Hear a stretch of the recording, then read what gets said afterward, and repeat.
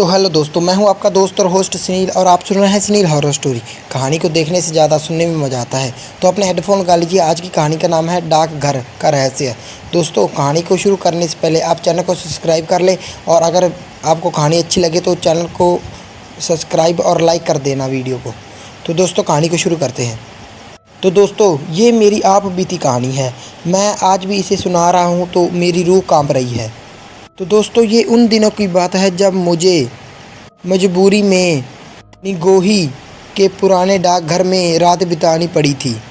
लोगों का कहना था कि वहाँ पर अजीब घटनाएं होती हैं, ना मत जाओ, पर मैंने इसे इत्तेफाक समझकर नज़रअंदाज कर दिया। शाम के वक्त मैं अपनी मोटरसाइकिल लेके निगोही की ओर निकला। हल्की हल्की ठंड थी और हवा में चुप्पी पसरी हुई थी। रास्ते में चलते चलते कुछ गांव वालों से भी मुलाकात हुई। जब उन्होंने सुना कि मैं डाकघर में रहने वाला हूं, उनके चेहरों का रंग उड़ गया। वहां पर एक बुजुर्ग आदमी ने कांपती हुई आवाज़ में कहा, बेटा, वहाँ मत जाना, रात को वो जगह जिंदा नहीं रहती। मैंने हंसकर कहा, बाबा, ये सब कहानियां हैं, और आगे बढ़ गया। तो दोस्तों, डाकघर सुनसान जगह पर था। चारों ओर घना अंधेरा था। मैं जैसे ही अंदर गया, एक अजीब सी गंध आई, जैसे कुछ सड़ा हुआ हो। चारों ओर जाले लटके थे और पुरानी फाइलें इधर उधर बिखरी हुई थी और लकड़ी के टेबल पर बहुत सारी धूड़ जमी हुई थी। मैंने अपना बैग रखा और मोबाइल की टॉर्च ऑन कर चारों ओर देखा। घड़ी में रात के तकरीबन 11 बज रहे थे। तभी एक तेज़ ठंडी हवा चली और दरवाज़ा अपने आप बंद हो गया। मैंने हवा को सरसराहट की नज़रअंदाज कर दिया और एक कुर्सी पर बैठ गया। तभी मुझे लगा कि कोई मेरे पीछे खड़ा है। मेरी धड़कन तेज हो गई। मैंने धीरे से गर्दन घुमाई और जो देखा उससे मेरी आत्मा तक हिल गई। मैंने ध्यान से देखा तो अंधेरे में एक धुंधली परछाई सी दिख रही थी। एक आदमी जैसे आकृति, लेकिन उसका चेहरा साफ नहीं था। वो एक जगह ही खड़ा था, बिना हिले जुले, जैसे वह मुझे ही घूर रहा हो। मैंने जब नीचे झुककर मोबाइल की टॉर्च ऑन की और टॉर्च मोबाइल की तभी उस साइड डाली तो वहाँ पर कोई नहीं था। मेरे पूरे शरीर में झुरझुरी दौड़ गई। अब मुझे एहसास होने लगा था कि कुछ ना कुछ तो गड़बड़ है। मैंने तभी अपने आप को समझाने की भी कोशिश की कि शायद ये मेरी आंखों का धोखा हो सकता है, लेकिन तभी ये सन्नाटे के बीच मुझे कुछ बोलने की आवाज़ सुनाई देने लगी। ऐसा प्रतीत हो रहा था कि जैसे मेरे कोई पास खड़कर धीरे धीरे बोल रहा हो, यहाँ से चले जाओ। मैंने चारों ओर देखा मगर वहाँ कोई नहीं था। अब आवाज़ और तेज होने लगी। अब मेरी हिम्मत जवाब देने लगी थी। मैं उठकर दरवाजे की ओर बढ़ा, लेकिन जैसे ही मैंने दरवाज़ा खोला, एकदम दरवाज़ा खोलने के साथ ही दरवाजे के सामने एक काला साया खड़ा था, बिना आंखों वाला चेहरा, और उसका मुंह अजीब तरीके से खुला हुआ था। मैं चीखता हुआ पीछे भागा, लेकिन मेरी आवाज़ अब उतनी तेज़ नहीं निकल रही थी। वह साया अब मुझे ही देख रहा था और वह अब मेरी ओर ही बढ़ रहा था। मेरी धड़कन इतनी तेज़ हो गई कि जैसे मेरा अभी दिल बाहर आ जाएगा। मेरी टाँकें काँप रही थी। वह अब धीरे धीरे काला साया मेरी ओर ही बढ़ रहा था। उसकी चाल इतनी सामान्य थी कि जब मानो वह हवा में तैर रहा हो। अब प्रतीत होने लगा था कि मेरी रूह मेरे शरीर से निकलने वाली है। मैंने झटके से दरवाज़ा बंद करने की कोशिश की, लेकिन तभी कुछ अजीब हुआ। दरवाजे पर लाल रंग के खून के धब्बे आने लगे, जैसे किसी ने खून से दरवाजे को छू लिया हो। अब मुझे वहाँ एक और चीज़ दिखी। दरवाजे पर 5 उंगलियों के निशान उभर रहे थे और वो धीरे धीरे सरकराते हुए मेरी ओर बढ़ रहे थे। अचानक डाकघर में एक भयानक चीख गूंज उठी। वह आवाज़ इतनी तेज़ थी कि मेरे कान ही सुन पड़ गए, और वो आवाज़ बहुत ही ज़्यादा डरावनी भी थी। बचाओ! मुझे ये यकीन था कि वह आवाज़ इंसानों जैसी बिल्कुल भी नहीं थी। मैंने हिम्मत करके पीछे मुड़कर देखा और जो मुझे दिखा उसने मेरी आत्मा तक को हिला दिया। वो लड़की या कुछ और, डाकघर के कोने में एक लड़की बैठी थी। उसके लंबे काले चेहरे पर बिखरे हुए बाल और उसकी पीठ की तरफ थी दूसरी ओर थी। मैं कांपते हुए बोला, कौन हो तुम? वह लड़की मेरी आवाज़ सुनकर धीरे धीरे पलटने लगी और जैसे ही उसने अपना चेहरा बालों से ओझल किया, मैं वहीं ज़मीन पर गिर पड़ा। वो इंसानी नहीं थी। उसका चेहरा एक तरफ जुबान से फटा हुआ था और उसकी जीभ उस जुबान से बाहर निकली हुई थी। आंखें तो थी ही नहीं, मुंह से खून टपक रहा था और उसकी गर्दन किसी टूटे हुए पुलंते की तरह एक तरफ झुकी हुई थी और वो जहाँ पर मांस नहीं था, एक कोने में, वहाँ से उसकी जीभ बाहर आ रही थी। अब मेरी हालत ऐसी हो गई थी कि मैं चाहकर भी हिल नहीं पा रहा था। वह लड़की अब तैरते हुए हवा में मेरी ओर ही बढ़ रही थी। उसके गले में अजीब अजीब आवाज़ें आ रही थी, जैसे कोई गला घोटने की कोशिश कर रहा हो। फिर अचानक वह लड़की या फिर जो भी वो था, अब बिल्कुल मेरी आंखों के सामने थी। उसकी गर्दन किसी मरे हुए इंसान की तरह हवा में लहरा रही थी और उसके होठों से काले रंग का कोई अजीब सा तरल पदार्थ निकल रहा था और दूसरी तरफ जहाँ से पूरी जुबान फटी हुई थी, वहाँ से खून बह रहा था। मुझे अब बिल्कुल महसूस हो रहा था कि मेरी सांसें अटक रही हैं।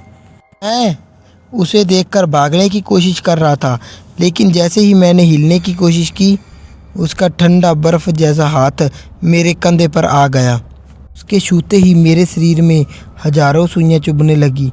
मेरा पूरा जिस्म सुन्न पड़ने लगा, आंखों के सामने अंधेरा छाने लगा। उसकी आवाज़ सीधे मेरे कानों में गूंजी रही थी, लेकिन उसके होंठ हिल भी नहीं रहे थे। तू बच नहीं सकता, कभी नहीं। तू नहीं बच के जाएगा यहाँ से। की उंगलियां अब मेरी गर्दन की ओर बढ़ रही थी। मुझे महसूस हुआ कि जैसे मेरी खोपड़ी के अंदर कुछ घूम रहा हो। मेरी आत्मा अंदर से निचोड़ती जा रही थी। अब मुझे बिल्कुल पता लगने लगा था कि मेरी आंखों के आगे अंधेरा छा रहा है। अचानक तभी मैंने पीछे मुड़कर देखा और दरवाजे के एक कोने पे शीशे के मुझे एक और साया दिखा। वह भी धीरे धीरे शीशे पर अपनी हड्डियों जैसी उंगलियां खरोच रहा था। शरीर पर उसकी खरोचों का खून टपकने लगा। ऐसा लग रहा था कि जैसे शीशा नहीं, कोई जिंदा इंसान खरोच रहा हो। और तभी डाकघर में हर ओर सिर्फ चीखें ही गूंजने लगीं। मैंने अपनी पूरी ताकत लगाकर अपने आप को झटके से पीछे खींचा और जैसे ही मेरा गला उसके हाथों से छूटा, मैं गिर गया और एकदम से सब कुछ शांत हो गया। मैं ज़ोर से चिल्लाया और जैसे ही मैंने फिर से इधर उधर देखा, डाकघर अब पूरी तरह खाली था। ना कोई लड़की, ना कोई शीशे पर खरोचते हुए आदमी की निशान। लेकिन जैसे ही मैंने अपने कंधे पर हाथ रखा, वहाँ 5 काले जलते हुए निशान थे। उससे धुआं उठ रहा था। मुझे ऐसा लग रहा था कि जैसे किसी ने जलते हुए लोहे को मेरी चमड़ी पर दबा रखा हो। दर्द असहनीय था, लेकिन उससे भी ज़्यादा खौफनाक था वो एहसास, क्या मैं अब भी अकेला नहीं था? क्या कमरे में कोई और था? मैंने कांपते हुए इधर उधर देखा। पूरा डाकघर अंधेरे में डूबा हुआ था, मगर एक कोने में किसी के सांस लेने की फिर से आवाज़ आ रही थी। वह फिर से कोई इंसान नहीं था। अचानक कोने में रखी टूटी हुई कुर्सी ज़ोर से हिलने लगी। मैंने फिर से टॉर्च दिखाई और फिर से वहाँ कोई बैठा था। मैं अब ज़ोर ज़ोर से चिल्लाने लगा और मेरी पूरी तरह से आवाज़ नहीं निकल रही थी। वह अब धीरे से मेरी ओर झुका। उसका चेहरा अब और कटा हुआ था। पता नहीं कितनी आत्माएं थी उस डाकघर में। आधा गला सड़ा हुआ, आंखों की जगह गहरे काले गड्ढे और होठ तो ऐसे थे जैसे किसी ने हजारों टन कीड़े उसमें छोड़ रखे हों। उसके होठ एक तरफ से सिले हुए थे।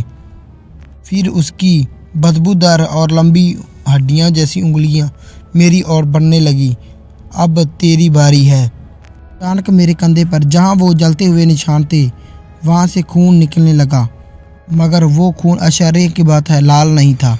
वह खून काला था, गाढ़ा, और उसके में धुएं जैसा प्रतीत हो रहा था। मुझे अब समझ में आया कि ये निशान सिर्फ जलने के नहीं थे, वह मेरी आत्मा को खींचने के लिए बनाए गए थे या मेरी आत्मा ही खींच रहे थे।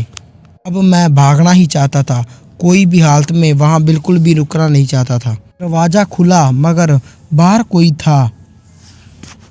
मैं तो पूरी ताकत से दरवाजे की ओर भागने की कोशिश की। बाहर वही सिर कटा आदमी खड़ा था।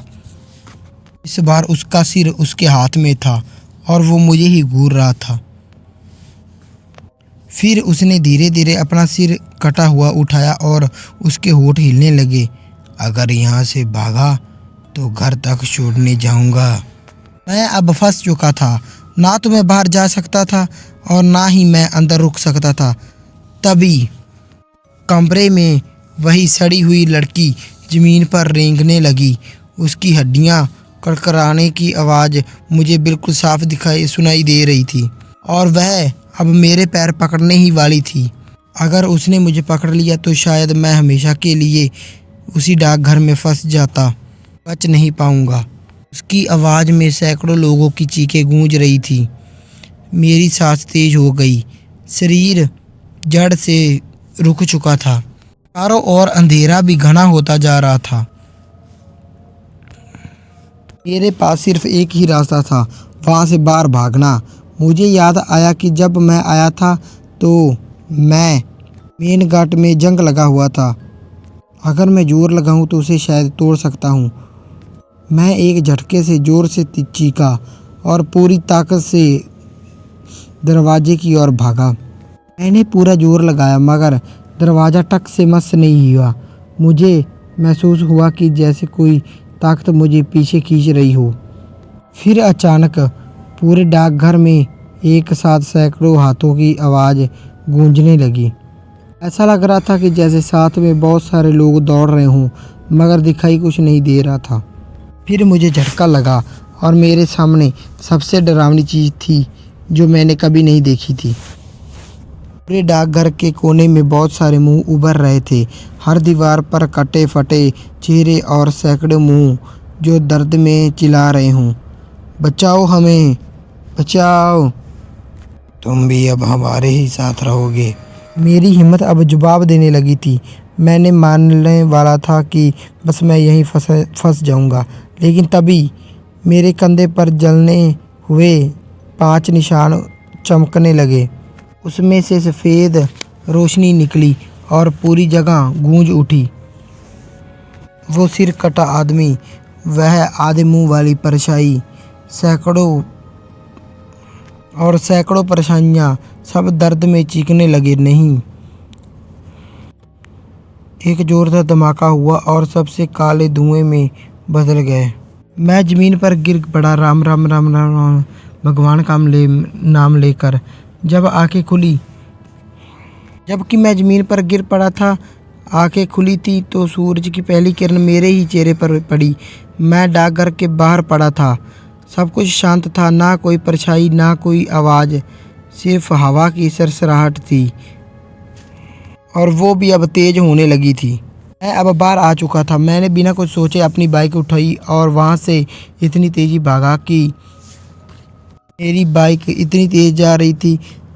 जब मैं घर पहुँचा तो पहली बार सांस सुकून से लिया। रात को जब मैं इतनी थकावट के बाद सोने गया तो मैंने शीशे में खुद को देखा। मेरी आँखों के पीछे एक परछाई खड़ी थी। शायद ये ख़त्म नहीं हुआ। शायद आज मैं आपको कहानी सुना रहा हूँ तो शायद वो किसी कोने में अब भी मुझे देख रही है। तो दोस्तों, कैसी लगी आपको कहानी? लाइक शेयर कमेंट करके ज़रूर बता देना और चैनल को सब्सक्राइब कर लेना। मिलते हैं इससे भी डरावनी और ख़तरनाक कहानी में, तब तक के लिए धन्यवाद।